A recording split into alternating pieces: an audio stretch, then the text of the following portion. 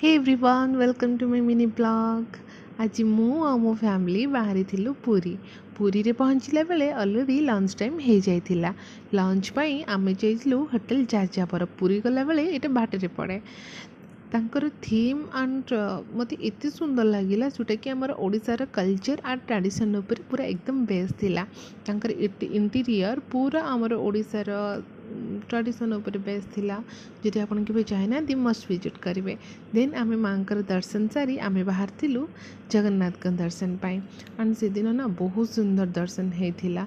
And Jagannath को दर्शन कला परे मनटा कहीं जानी बहुत शांति हो जाए। सेटा तो केवल ओडिसार लोक माने ही बुझी पारिबे। देन से दर्शन सारी आमर प्लान थिला कि बुली जिबार। देन आम रूम को आसीगलु। पापा मम्मी को टिके टी ब्रेक दरकार थिला।